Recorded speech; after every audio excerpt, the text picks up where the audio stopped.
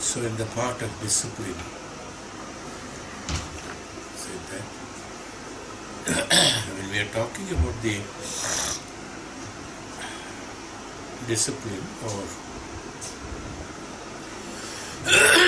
eligibility of listening to the Vedanta,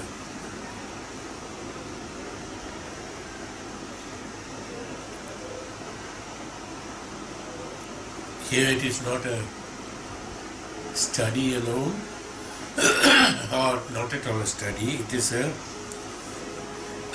so the observance of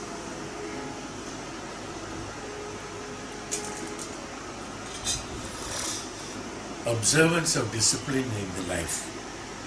That is what ultimately it comes to for the eligibility. See, the discipline in living. A person who is behaving haphazardly according to his own whims and fancies and then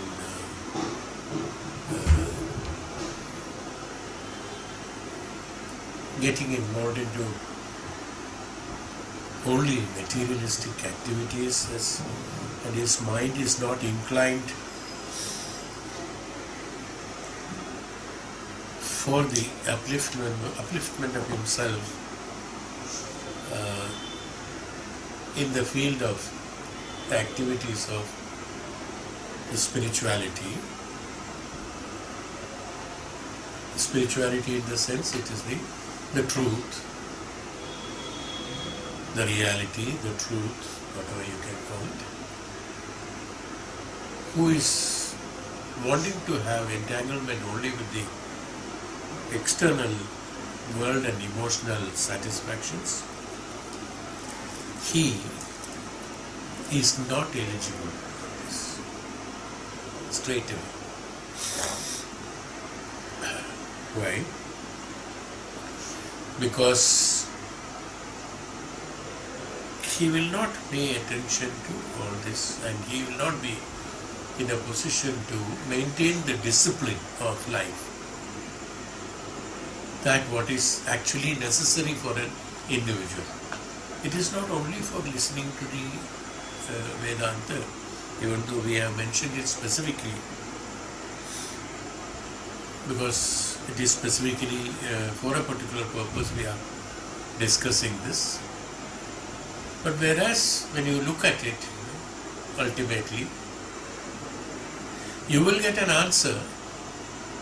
Anybody for that matter, if you think and contemplate, you will get an answer. This kind of discipline or this kind of eligibility is absolutely necessary for each individual in order to lead his life in the right manner, today or tomorrow, in this Janma or next Janma, or after 100 Janmas. Whenever you learn and whenever you think, whenever you get saturated with all those and understand that all those pleasures that you are acquiring and attaining through the materialistic way of living or Bhautika Jivan is of no use, and you get disappointed and deprived of all those activities because nothing gives you a permanent result.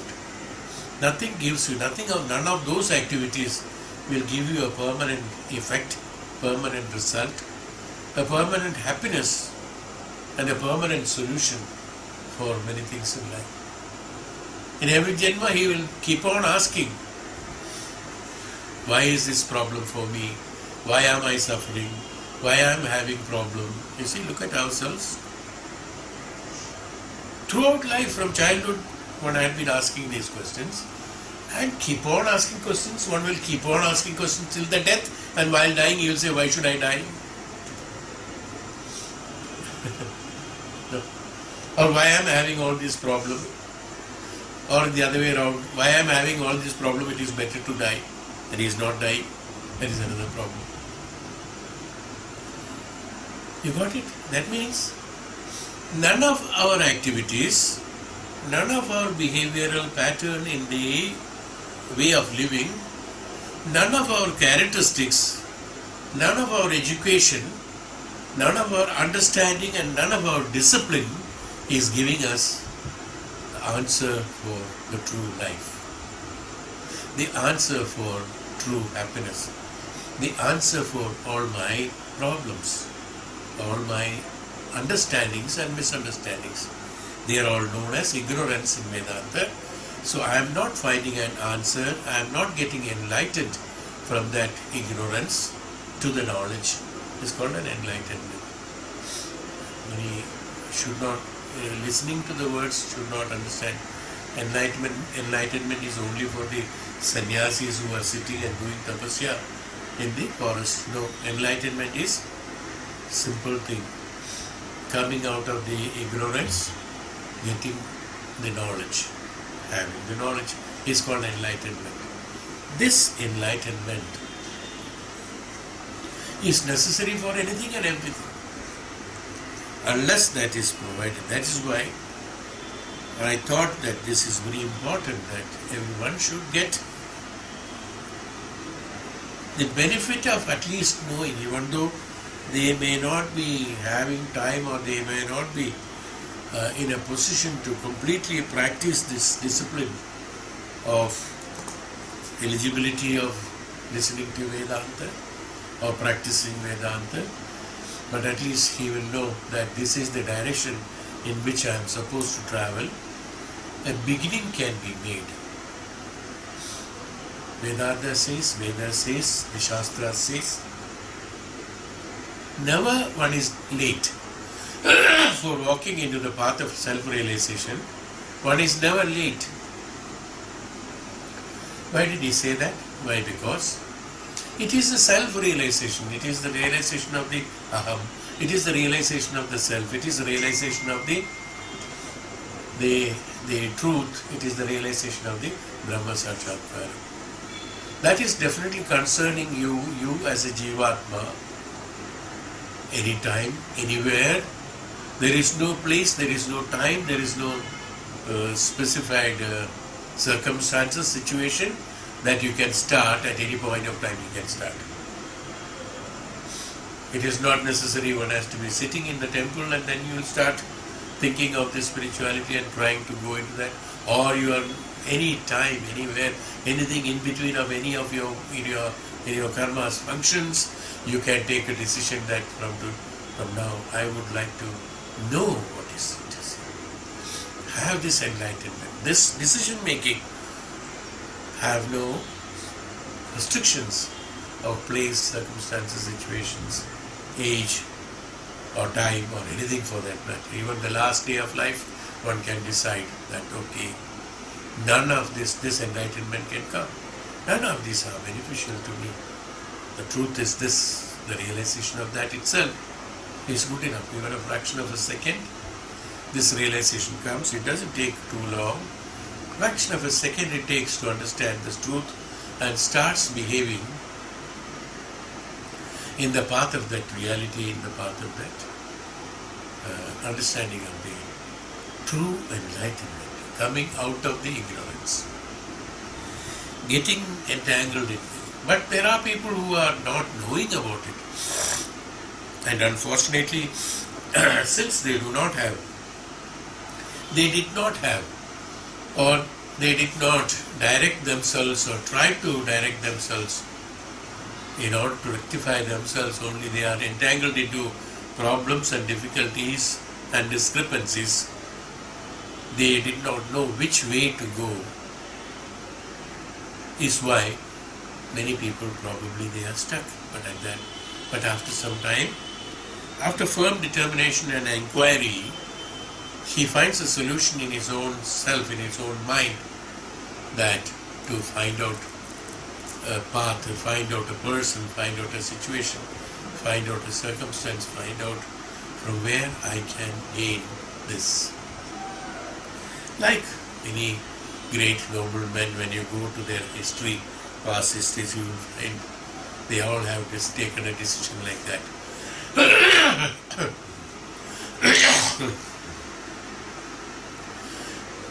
Suddenly they decided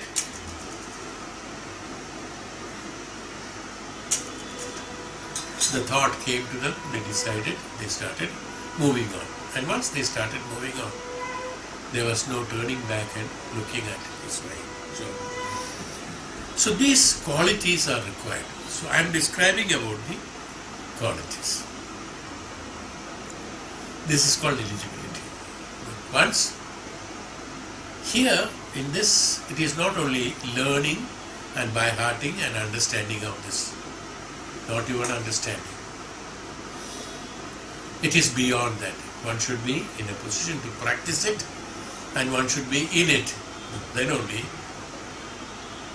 one is eligible for walking in that path. Because there, it is not the question of just knowing it and sitting back and then again do whatever you like and then say that, oh, I know about it. That will remain in the part of awareness, that's all. To be aware of many things, we are all aware of many things, but we don't practice everything. There are certain things which are necessary for us, certain things which we are aware with, but it's not necessary for us. We don't get involved in it. There are so many unwanted things in the world, we know about it. It's not that we don't know.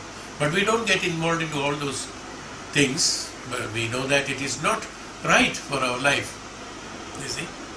To that extent, we have restricted ourselves to what we thought we are right. Here I am going one more step ahead, that having decided to be where what you are right, you also should know what is right. There what you are thinking, what you are right. Like, I do not want to go and steal because I know it's not right. I have decided not to steal. So it's good. Now this right and wrong, this discrimination I have made. Over and above this, now when your right is there, this is a common which is known to you by the lower consciousness, that what you are aware of. Now we are going ahead with what is right. Which right should be accepted by you? In the right also, there are so many rights which we have to discriminate, and then while you are doing that saving, it's not only once, how many times? No? Many times you do, right? Even though the first time when you screened it, certain things are gone, this is the right. Now in this right, whether this is all right or wrong, you are again checking. Is this right? No? Then again some residue comes. Then he says, no, it is not yet right. Again he sees. What is, till the time there is no residue left, you say, now it is right. No? Am I right? This is how I have to do the life also. Not only once deciding that, because that once deciding, I always take a decision through the lower consciousness. No? In the higher consciousness, what is right is what is required, and that is called the right for me. So these are general things what we should do. So each time I am just making you conscious why we have to have this discipline, why we should understand, learn what is the eligibility. Is every time I am giving you these tips so that put together you will make that what is right. Every day is that first few lines which is taking you towards the consciousness of taking the initiative towards the right of discipline, taking the initiative towards the right of eligibility should be understood and firmly established in your mind. Then only you will be able to go even with this. Otherwise it's not possible. So last time we said that about why we are born and why we are living. We have described about these two. Then we said about the karmas and kartavyas. Karmas and kartavyas have very hairline divisions. Many karmas will appear to be kartavya. Many kartavyas will appear like karmas. Don't bother about it. So now I am observing it in the right manner, whether it is, I don't have to name and write an examination to convince somebody. It is not that. Whether it is kartavya or karma, if I follow the principle for execution of kartavya and karma are the same. There is no difference. So long we are doing that, we don't call it. Once we are above that, we don't call what is kartavya, what is karma. So don't have to unnecessarily get entangled into words, because I see many people, even in the social media I see, initially I used to be answering and or commenting or understanding something. And I found they are just, as I said, that they are trying to deviate, like trying to deviate what is kartavya karma. Is that necessary? Or I do it and come out of it what is necessary. So now, this, they are good, of course. Many people have great knowledge on the subject, no doubt. But the discussion, unwanted, getting entangled and diverting you into unwanted discussions. There was a question, please pardon, I don't mean to criticize anybody. Maybe my knowledge is limited to that, so that is why. But somebody has asked, is there any person in this world who is enlightened? Is it necessary? Tell me honestly, is it necessary? For a man who is in the spiritual path, it is not necessary to know. Suppose there are thousands of people, then what? Then what? Or your next man who is sitting by the side of you is enlightenment, then? So what is that? The discussion is unwanted. The discussion should be wanted. There was a small proverb earlier that, I have told it in our class, I still remember, that when a man comes and wanting to talk to you, sir, I would like to talk to you for something. So somebody has written, it's not my own idea, somebody has written, I read it. He said, first you ask him, is it beneficial to you? Second question, is it beneficial to me? Is it concerning you? Is it concerning me that I should know? The third question, is it concerning me that I should know? If it is concerning you that you should know, then you say, yes, I will talk to you. Otherwise you say, I am sorry, I am not interested. Even if it is concerning to you, I am not interested. Why should I know about you? And why should you ask, you should talk to me about you? There was some paragraph somewhere it was written. That means, what is he trying to tell you is that it's not that you don't listen to others or you don't talk to others. Doesn't mean that. Hope you understand that. The principle is very high, is that, look, be in yourself. You should know yourself, and whatever is beneficial for you, you acquire it, and do not unnecessarily get involved in unwanted gossips. These are known as gossips. Is there any benefit to know? If I know somebody who is enlightened, I am not again sorry if somebody is listening to this and trying to think that I am trying to discuss them. I don't mean that. With due respect to them, because he is a man who is a knowledgeable person. I do not disagree with that, because from his descriptions and all that, he is a knowledgeable man, no doubt. But my question is that, is this necessary, this discussion? According to Vedanta, these discussions are not necessary. It doesn't have any place. They come into Tarka Shastra, where a Tarka Shastra has to be there. Through the Tarka Shastra to be depending on that. Through Tarka, to prove certain things. Whereas what my idea is that I don't want to prove what Maharishis have written or Tapasvis and Jnanis have written. I don't have any tarka on that, because I do not have that tarka being me, because they are what they have written in Vedas and Upanishads and Vedantas. They are their confirmed, statements. They are confirmed statement there. The scope of discussion on that is not at all there. There is no scope of discussion. A scope of criticism on that is not at all there. The total acceptance of this is that what is the truth, is that what will take you towards certain things. Tarka is necessary if a logical mind is functioning and not trying to believe it. then a tarka is necessary. People who are not believing, his tarka here, that's why I said he's a knowledgeable man.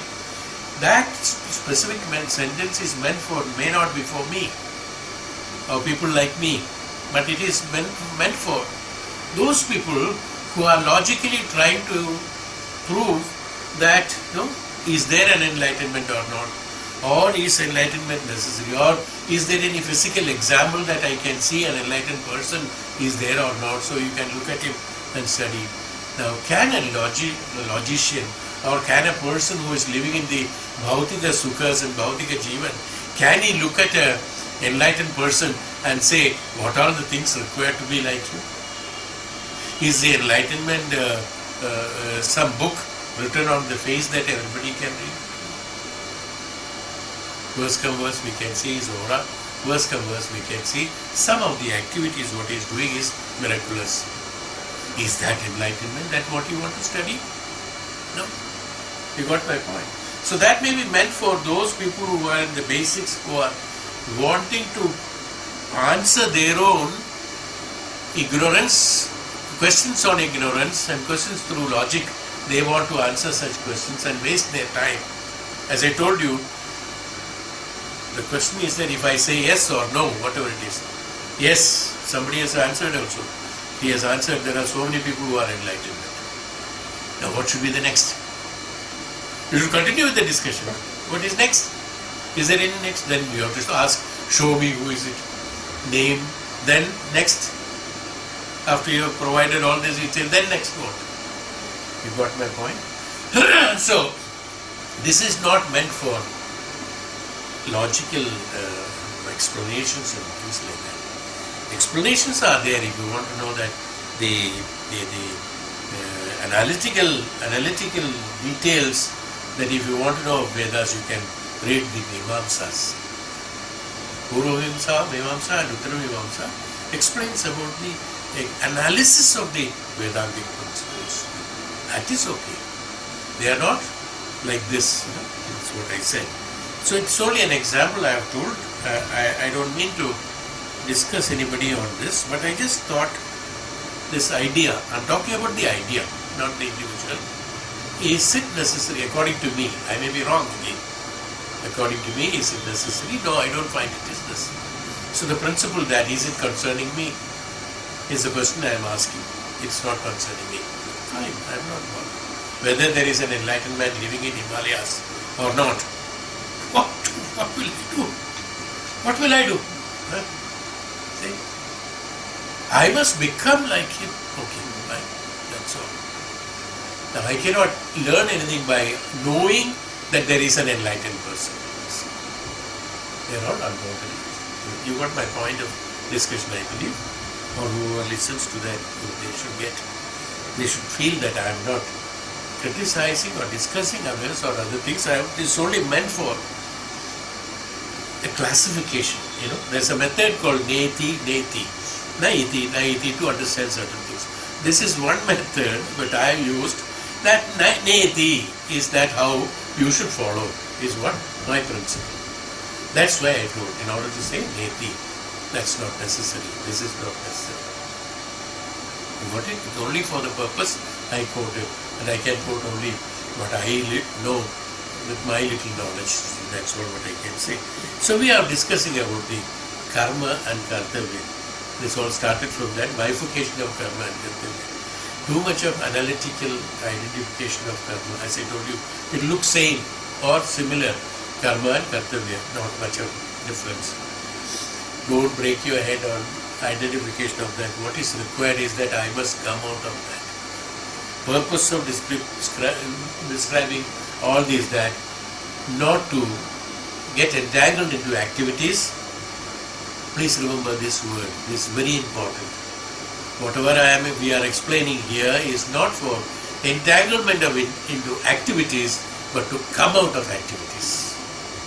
Activities in the sense, the physical activities and mental activities. We have to come out of it and we come to a stable, stabilized position. Nishchalatvam.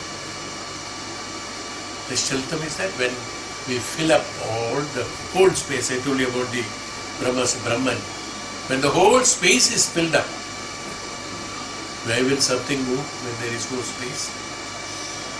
The space and time is only a concept that who are chara, not for acharya. That who has got, if for a chara, he has to have a space to move. The man who is thinking certain things and planning and things like that, he should have another plan. He should have another requirement. He should have another desire, space. And to fit up that space, he should have time. Oh, today I will do this, tomorrow I will do this. So space and time is connected with all these activities of desires and attachments and entanglement of the execution of bhautik, materialistic way of living. Karma and kartavya.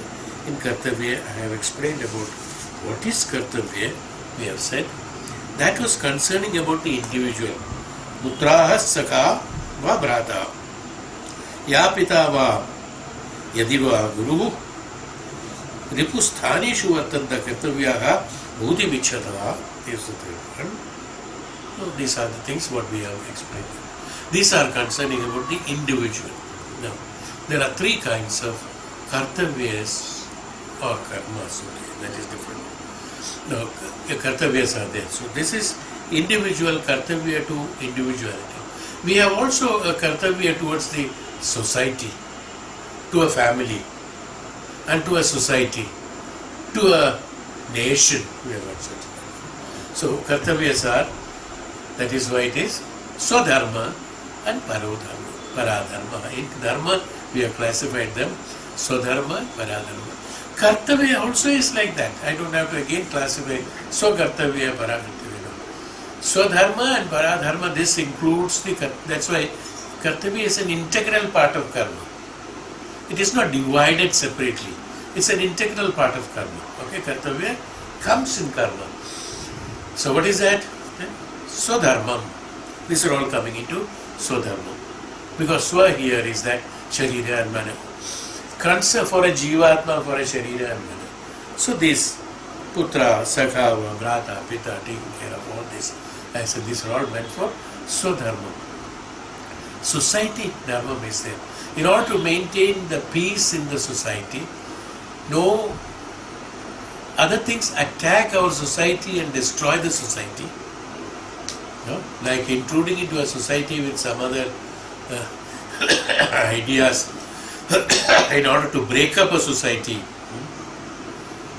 I don't want to take today's examples because that will appear to be politicizing or things like that. So let me go to Puranas, most safest way of doing it. So that there will be no criticism on that. Hiranyakashipu said, nobody should pray to Bhagavan Vishnu, they all should pray to me. This is an indiscipline created into a society which have disturbed the whole society. You understood the dharma? So this is called dharma, which is disturbing the society. Such decisions should be resisted, should be killed, should be destroyed. Rashtraka, no necessities.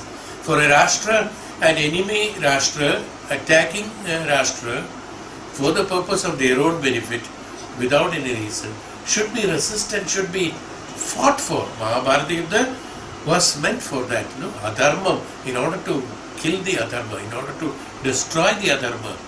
So the adharma, that which is happening, should be destroyed. This is a group karma society, things like that. I mean, group karmas, and karma towards the Rashtra.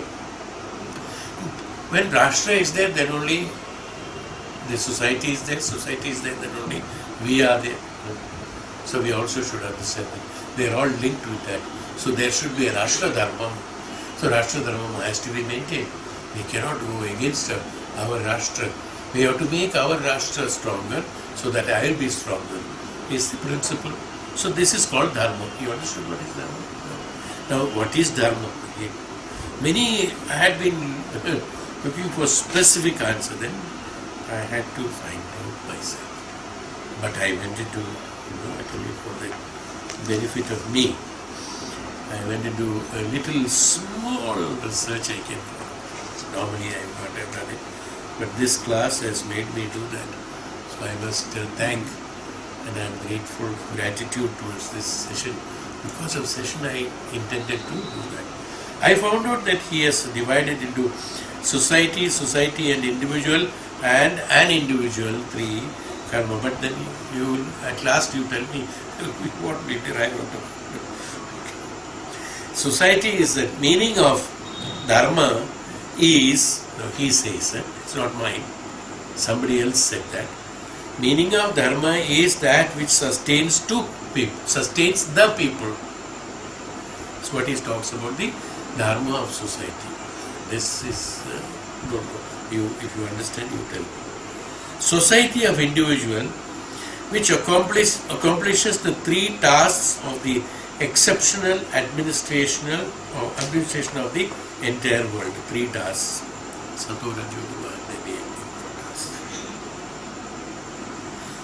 That's for the society and individual, a combination. Then he divided individual, which brings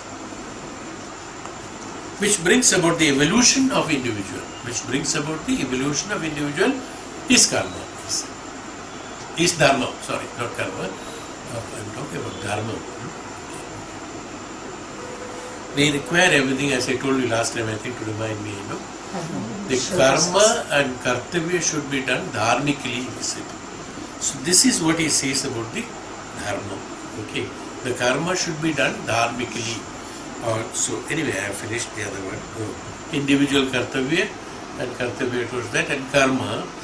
Karma is also slight, just deviation from this. So if at all I have a hairline division for the kartavya and karma, kartavya is concerning about the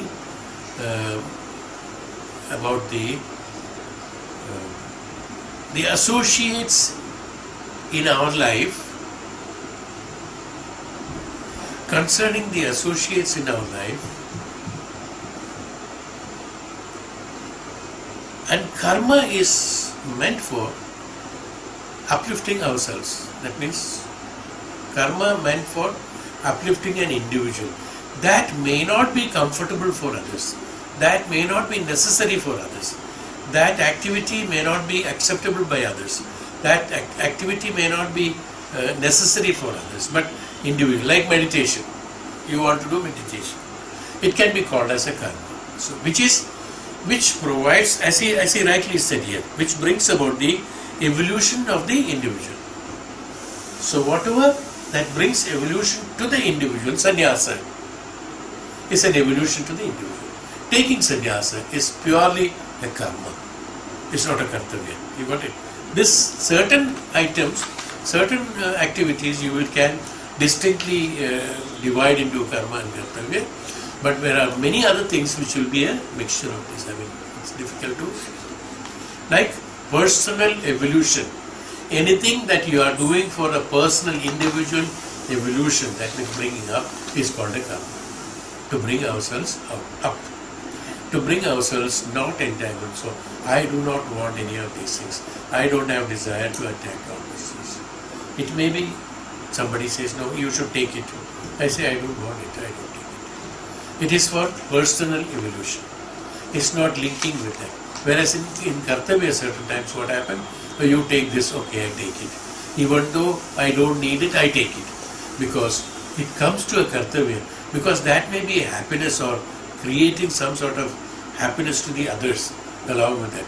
So this maintaining a balance, that whether you are happy or not, whether you are okay or not, certain things which you have to do outside your own wish or your own feeling of necessity may be necessary for doing kartavya. Whereas in karma, none of those activities which is not necessary for you should be done is called karma. So this is the broad classification of it. In kartavya, we have to have certain pleasing of others. There's certain that means pleasing in the sense not making others happy. That means in order to create a congenial atmosphere, a balance in the atmosphere, or a bhavana, or a happiness in the atmosphere, or a balance in the atmosphere, we may have to do many things without deviating or without affecting our karma. That's also there. Have you got it, what I'm trying to tell you? Karma is totally evolution of individual. Kartavya is along with associates, but it doesn't mean that when you do a kartavya, you have to deviate your karma. The basis of doing kartavya is karma, so that karma. So by doing a kartavya, it should not be affecting the evolution of the karma.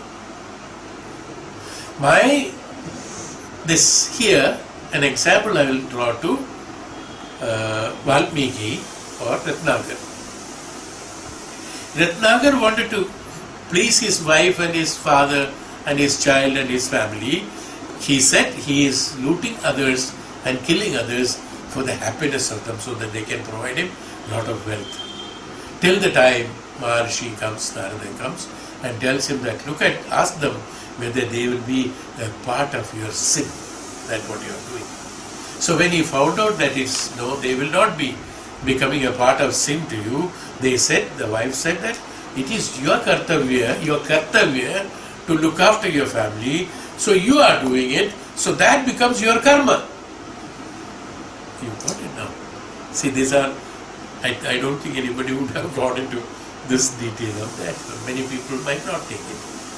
She said, your kartavya, because you had a Agni, Pradikshana, and then promised that you will take care of me. So you are doing it. Now what you are doing it, how you are doing it is none of my concern. You brought the money, I am enjoying it. Or I am taking for the benefit of the family.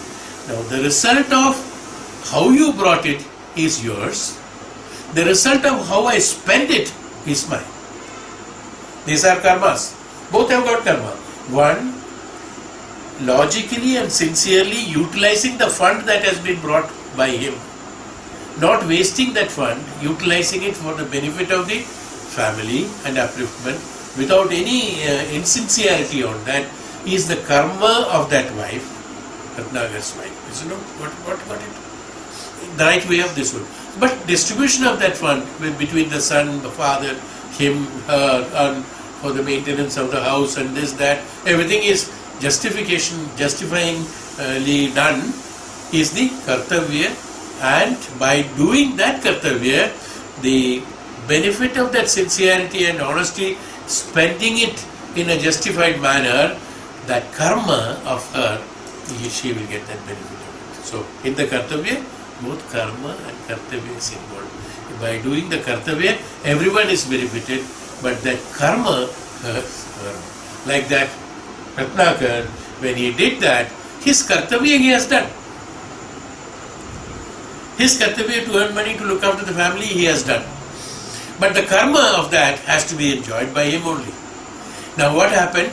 To do the kartavya, he has deviated the karma, is what I am trying to tell you. As an example, we make it much more clear. No? But is it necessary to deviate from the karma to execute a karma? Should not be done, is what we are talking about. He has to beg, like Sudama did. He can beg and bring whatever is possible, and what you got, you divide it between them. His kartavya is also done, his dharma is also done. Whatever is, everybody has got his own capacity. You talk, tomorrow you tell me to earn, tomorrow morning you crores of rupees, I cannot earn. You ask a businessman, in 5 minutes time he will find out a way and he will earn it. You see? So everybody has got his own capacity and his own capabilities. To his capability, these capabilities and capacities, again, that's another chapter. The capabilities and capacities have come based on his karma bhalan. If he has done a karma according to that, he will get that. If he has done a karma according to this, he will get this. A saint who has done a karma of the pious and have helped others, he become a saint in order to execute the dharmic way of distributing the dharmic way of living. But a man who has enjoyed he must have been a very good man, but he has enjoyed earning money, and then he must have distributed, but his expectation and his vasana towards the earning of wealth is still left when he died. So he will be born in order to do that. So this is how the karma bala comes. Got it? What I'm trying to do? Yes, I hope it's clear. So do you understand now why I am saying so much? That while executing a kartavya, you should be careful. It is not impeding the execution of impeding the karmas, because that will create a wrong karma bala, which will be the cause of your death. That's the causal body, which is stored in the causal body, and will be cause of the next birth. Whereas the other one is also the cause of next birth, if there is a next birth. If you do execute every kartavya based on the not deviating or not disrupting your karma, then you will get the liberation of moksha. So you have to understand it very carefully. That's why it's a very difficult subject to discuss. Why? Because so much of bifurcation also was difficult, but for me it was difficult. Now I classified it now. See, have you got it? Especially these two examples, what we have explained. How you have to execute a kartavya and how you have to execute, by that, how you gain the karma. Karma should not be disrupted by executing a wrong kartavya or excessively only expecting it. Why this is happening? Now again, you may ask, why this is happening? Why not I do the right kartavya and the right karma? Why should I have a link and interference in that? Is because Jivatma has got a desire, Jivatma has got an attachment and attraction and expectations. While doing a kartavya, he has got great expectations. He wants a result out of it. No, I do this, so I must get it. So I must do this, I must get it. I must do this, so that I can earn so much. I must do this, I can earn this. These expectations will make you without you knowing, the maya of the attraction will slowly suck you into the maya. Will make you do all those things. You'll be happy doing it. I did my kartavya. I did my daughter's, see, look at one more example. I did my daughter's marriage. You know, what was my expenses? 5 crores. You see, you got my point? What happened? He did his kartavya excessive than what is expected, and which has impeded his karma. It was not necessary. What he did? He wasted the wealth. He is not supposed to do that. So what happened? His karma has been affected by that. Now he is answerable for what excess money he has spent from that in the next karma bhala in the janma. For that he has to be born in order to earn that money to repay to the nature prakriti. You got it? Was it necessary? He could have done his daughter's marriage decently. Fine. So Kanyadanam has to be done according to Shastra, according to Vidhi. To that extent, do that. No problem. Okay, little extra of food and this, that. To some satisfaction, certain amount of allowance has been there, which should not be, you yourself is feeling that there is an injustice in that.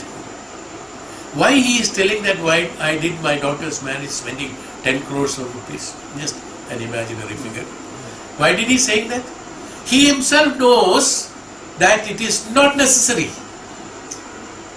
The projecting himself to be great by knowing that he himself is guilty of having spent that money for that purpose. That is meant for something else. So this is called the interference between the kartavya and karma. When you execute your kartavya in the right manner, do kartavya properly. Have the affection and love towards the associates, people are there. And do your kartavyas to the sense that, because of you, others should not suffer. Because of you, you should not disturb others. Karma is that, based on the dharma myself. Dharma is that balance in the prakriti dharma. What is dharma? From where the dharma comes? Prakriti dharma. Nature, the law of nature, we said. Cosmic law. In English they said cosmic law, or we said prakriti niyama. We said. In order not to disturb the prakriti. Prakriti means Swabhava. What is Prakriti as far as you are concerned? You are concerned, Swabhava. Your Swabhava should not be affected. What is Swabhava? Swabhava. By birth, by your individuality, by your the logically, and also rationally, and also spiritually, if you go through the Shastras, you will understand what is called the Swadharmam. Swadharmam is what? That by doing something, let me explain you the Swadharmam according to my own understanding. You may develop it or others may tell more than this probably, but whatever little bit I understand, I can tell you. Swadharmam is that which should not, by doing something, which should not be disturbing my karma and creating a bad karma bala for me is called Swadharma. Anything I do should not be getting agitations in the mind, agitations in my mind, by which I may excess in doing out my karma and kartavya, which ultimately will create a karma bala of wrong in me, that which becomes a cause of my rebirth. I must, in Swadharma, I must know exactly which limit and how much I can stretch and I should do without doing any injustice and deviation to the law of karma. I should be able to execute my karmas so that I will have my karma bala as the purity or liberation from that. So even if I get a rebirth, it will be based on that, or I do not get a rebirth at all. So in order to maintain the peace and harmony in my mind, in my indriyas, in my intellectual or sense, this is known as Swadharma. That should not create an agitation. Excessive happiness is agitation, excessive atrocities is an agitation, or not. Nishkriyata is also an agitation. Nishkriyata is also an agitation. Not doing anything, lazy, is also an agitation. And doing something wrong is also an agitation. You understand? Both are agitations. Too much of happiness is agitation, too much of sorrow is agitation, too much of guilt is agitation. Non-agitative status of mind should be created. That means normal. Shitoshna samana bhavaha, they said. In Vedanta, they do that. Difficult, I know, for a human. Then we at least try to a percentage, higher percentage of balancing at least. As a Jivatma, we can do that. As a Jivatma, we cannot escape doing wrong, mistakes. Mistakes can happen. But doesn't mean that because mistakes can happen, I am a Jivatma, helplessly looking at the sky and sitting will not help. Learn this. Learn Vedantic studies. Learn the principles of life and how to lead your life should be learned. This is called a brahmachari. Vaishambhayana said, I always repeat this.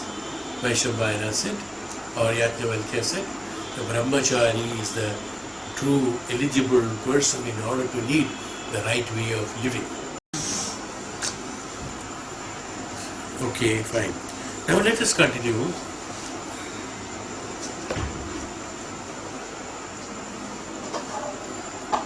So did I say? The agitations of mind should not be created, is called. So it should be done dharmically, we said. The kartavya and karma should do dharmically, so that it should not have an impact on our karma balas, so that in the next janma or in this janma itself, we should execute them in the right manner, so we get liberations. Any karma or our kartavya is done only for getting the liberation from this karma mukti, from the cycle of birth and death. Cycle of death and birth itself is a karma. That itself is a karma. So from that the mukti has to come. So what I am trying to tell is that now we say that okay, you got now kartavya and karma, clear distinction, and how kartavya should be done without disturbing the karma. And kartavya is that you keep a balance of everything. Nobody has to be pleased. Let me put it in a very common language. Nobody has to be pleased with excessive, with excessive activity of yours, in the sense that depending upon your own dharma and karma, depending upon, that means your own capability of in whichever position you are, based on that you will part with it sincerely and honestly for the benefit of others. You see, this is called non-agitative status. Now what happens? If I have to cross that limit, then I will have to excessively do something. Somebody needs more money, then I will have to deviate from the path of, as I told you about, that's a clear example of Valmiki, clear example of Ratnakar and things like that. So now with that we have to connect how Kartavya and Karma should be linked and correlated, right? And as I told you here, 3 divisions they are made. So in this individual world is, in order for the evolution of the individual is called the Swadharma or individual dharma. All the activities I just did, just for your information, I may not go into this much because it doesn't give you the what is dharma. Here he gives all the explanations, even though they say about the dharma. So by doing dharma, how it is affecting has been told. But what is dharma has not been told. In everywhere I just was seeing. I mean, generally I could not. There are specific places or specific granthis there where specifically Nahataranya Upanishad tells that. It is dharma. But I can tell you, right? We'll give you that solution for that. Is this clear now? Karma, Kartavya? Because it's an important chapter, that's why I'm saying that.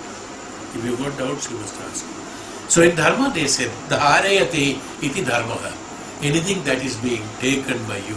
Dharati. Dharati means that you are bearing with, that you are shouldering, that you are taking, is dharma. See, Dharayate iti dharmaha. Dharati lokan dhyate punyatma bihi iti va dharmaha. That means dharma is that which sustains the people, or that which is adopted by meritorious souls. Dharma is that which is sustains the people. Sustenance of the sustenance is what? Sustaining them in the right way, sustaining them peacefully. Sustenance has got a difficulty. Sustain the peace, sustain the situation. Sustaining means just keeping it alive, sustaining it, keep it alive. Not doing excessively and not doing below is called sustaining. Sustaining the beauty of the flower, let us say, by giving little water, by keeping in the right temperature. Sustaining the beauty of the flower, sustaining the situation, sustaining the problem, sustaining this, sustaining the peace. Sustain the peace. Now this sustaining has been used. That's why the word again sustain has been used. So sustaining it is called dharma. Keep sustaining the people is called, this is called dharma of society. Dharma of society is that sustaining the people. Keep everyone be in peace. There should be no excesses. Excesses in plus, excesses in minus. In both ways. It's called sustain. This is what is that? This is what we have to explain. How to do that? So sustenance is that. But he has explained it, sustaining. The same thing what I told you, in order to keep a balance between the karma and kartavya. And then he said, or that which is adopted by meritorious souls. Now, in case you cannot have studies like what we are doing, the analysis what we are trying to do.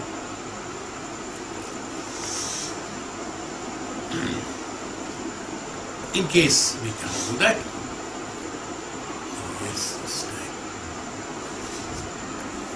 then we should go to the meritorious people. Now we will continue with this in the next class. Shodas, this time also we are separate. Shodas, shoulder samskaram also you said. Yeah, after this. Oh, Shanti.